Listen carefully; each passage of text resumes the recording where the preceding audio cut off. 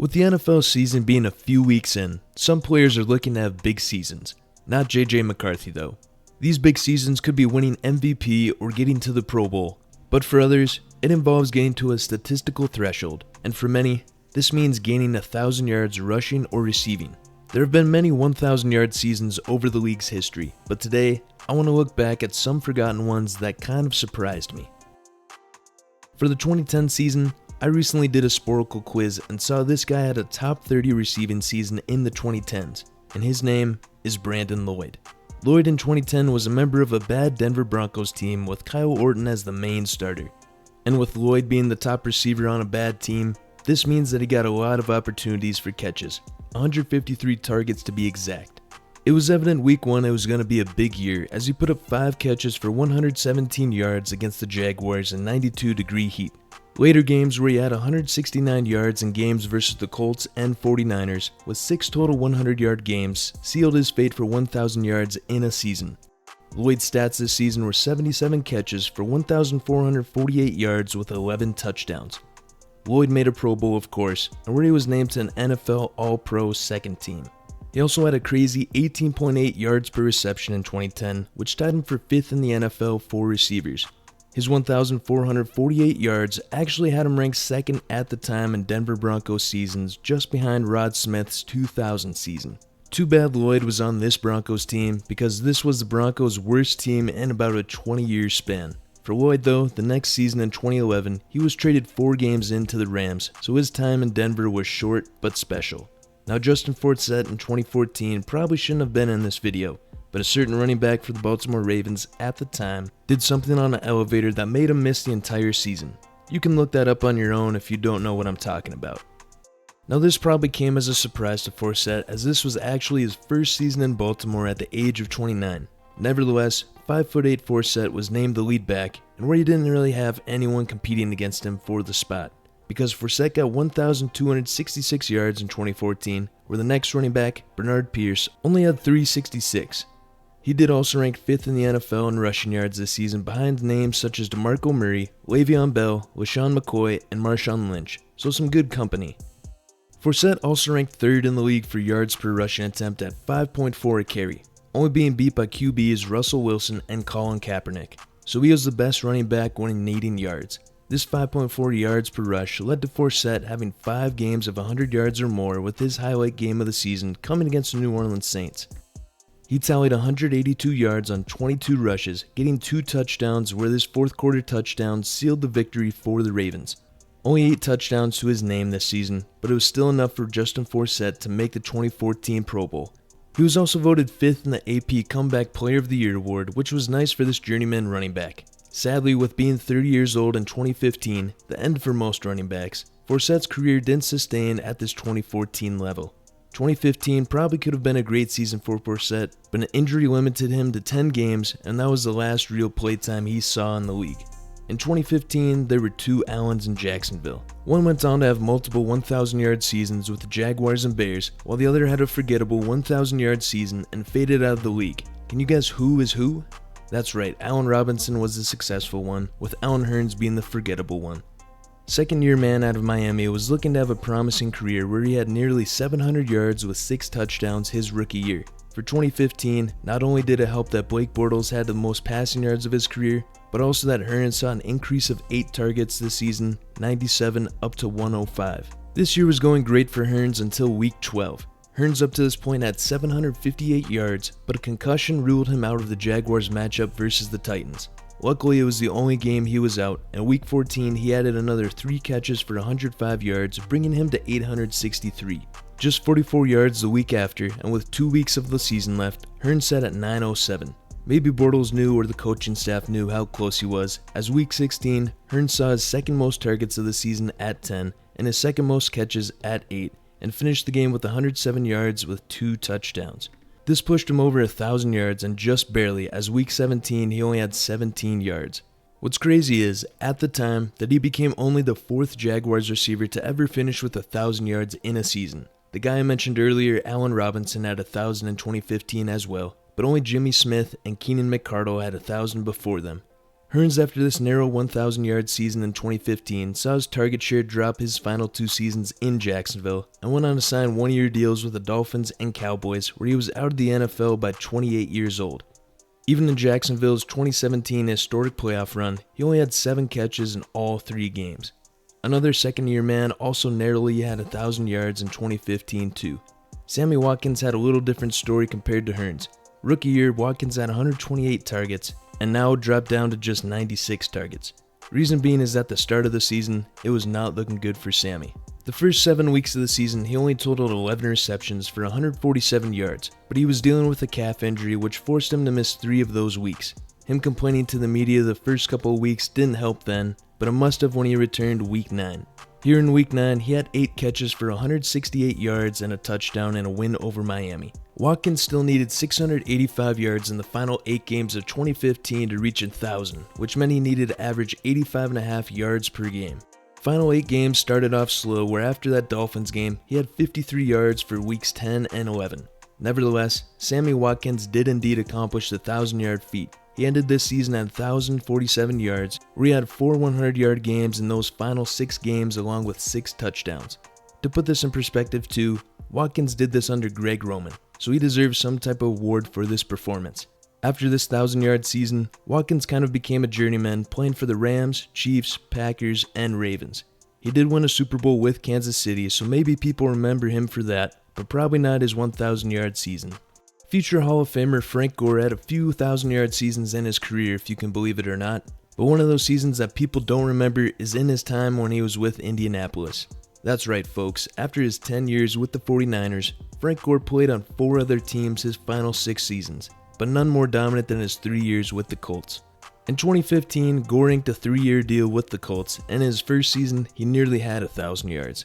The year of 2016 was the year that he was able to get over the hump.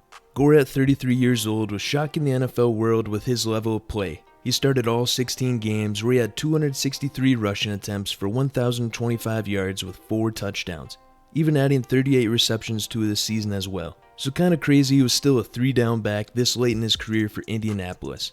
Only 2 100-yard performances from him this season, and can't forget his incredible 2-touchdown performance against the Packers to get the Colts a win.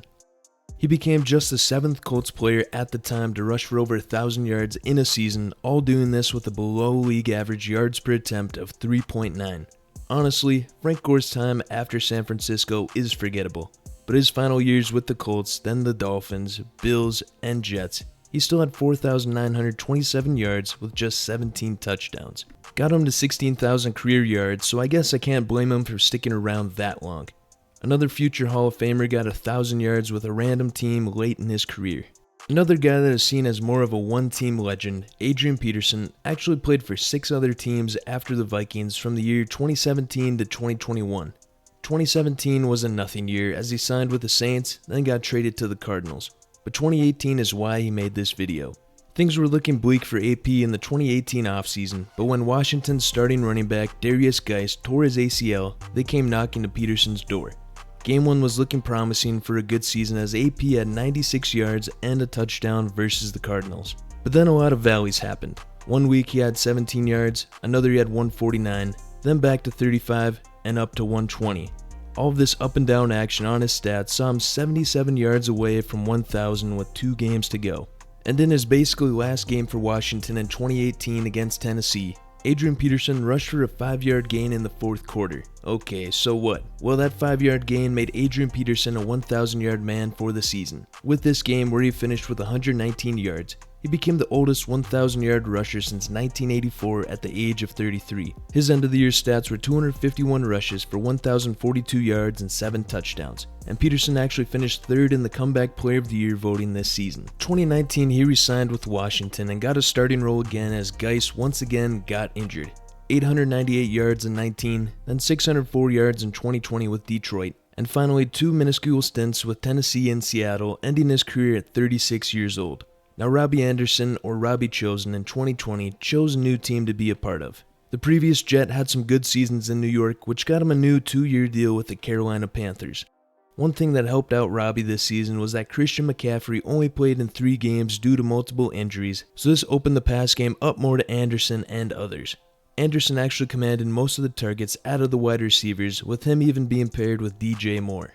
Robbie was nice his first 5 games as he had 97.8 yards a game, so 1,000 was looking easy to get. But his last 11 games were pretty sad, down to 55 yards a game. He did however reach 1,000 yards in week 15, so he had some room to spare of getting to that point. His final year stats came to 95 catches, 1,096 yards, and just 3 touchdowns. Anderson was a below average receiver all year, so kind of surprising he hit this mark. 50% receiving success rate with a 69 catch percentage. Carolina had enough of Anderson the next season though, as he was ejected by his own team for arguing, leading to a trade to the Cardinals. Then seeing minimal playtime in Miami in 23 and 24. Not sure what he's doing now, so if anyone knows, let me know. 2021 was looking like a rising star in the receiver position who got their first 1,000 yards. Deontay Johnson saw his production go up every year since he was drafted in 2019, all the way up to a crazy 169 targets in 21. This had him tied for second most in the NFL with Devontae Adams and just behind Cooper Kupp. Helped that Steelers legend Juju Smith-Schuster moved on to Kansas City for Johnson to get more looks. Deontay was one of the few in this video that easily got 1,000 yards, getting 1,161 to be exact, even with missing a game in week 3. Surprisingly, only got 3 100-yard games, but did average 72.5 a game to get there. He also got 107 catches this year along with 8 touchdowns from old man Ben Roethlisberger. Again, Johnson was one of the few on this list to make a Pro Bowl where he was actually a top 5 wide receiver in the AFC. Didn't get one of those crappy replacement picks. Johnson stuck around the Steelers for another 2 seasons, having good years. Then the crazy events in 2024 where he was on 3 teams and now he isn't on a team in 2025. I still to this day don't know what happened. I mean, he was on the Panthers, which was tough, but then he was on the Ravens and Texans, so not sure what the fallouts were there. Another player in 2021 had a short peak, but he looked like the next great back in the league. Antonio Gibson's rookie year was better than expected for this 3rd rounder, so we had high expectations for his sophomore season. Except Gibson's season was not flashy, and he barely got to the 1,000 mark. I'm going to take out 2 games and give you the season stats. 208 rushes, 780 yards, 6 touchdowns. The 2 games I took out, he had 50 rushes for 257 yards and 1 touchdown. So these 2 games saved his 1,000-yard season, and especially the last game of the year. Thankfully, the NFL started a 17-game season because if not, Gibson would have been short as he missed week 17 with COVID. So week 18 saw one of his highest amount of rushes at 21, which led to 146 yards, letting him surpass 1,000 yards. End of the season stats for 2021 was then 258 rushes, 1,037 yards, and 7 touchdowns. He did make a name as a viable receiving back as well, where he added 42 catches for 294 yards, which would help him in future roster spots. Because fumbles were a concern with Gibson in 2021 as he led all running backs with 6 fumbles. 22 and 23 saw Gibson lose playtime over the seasons, meaning a move to the Patriots in 2024 where he is still there today. The final player of this list comes just this past 2024 season. Yeah, I know, but I feel like many people already forgot this guy's accomplishments. 26-year-old Rico Dowdle of the Cowboys got a bigger role as Tony Pollard left for Tennessee. Many thought he would have to compete with a returning Ezekiel Elliott, but that turned out not to be the case. Now Dowdle saw some action as RB2 in Dallas in 23 with 89 rushes for 361 yards, so 4.1 yards per rush, decent efficiency. But 2024, his efficiency went to the next level. For instance, his yards per rush went up to 4.6, making him a top 15 back in the league for that stat. However, his efficiency didn't see the light of day his first 6 games. Dowdle only had 246 yards in these games and became sick before their game against the 49ers, leading him to missing that. But after the slow start to the season and him being sick, Dowdle became a solid running back for Dallas. Weeks 8 through 18, he averaged 83.3 yards a game to finish the year with 1,079 yards. Did this on 235 rushes where he was only able to get 2 touchdowns on the ground. After the season of his, Dowdle signed with the Panthers where he is currently doing okay, I'll say. Crazy to think that the only person to have some good seasons after their random 1,000-yard season was Frank Gore, who was nearly in his 40s. Maybe these are really curses for some players if they reach this yardage milestone. Yet now with their 17-game schedules, the more random 1,000-yarders will come along and become forgotten within a couple of seasons. If you wouldn't mind hitting the like button, the subscribe button, and hitting the bell notifications. Thank you.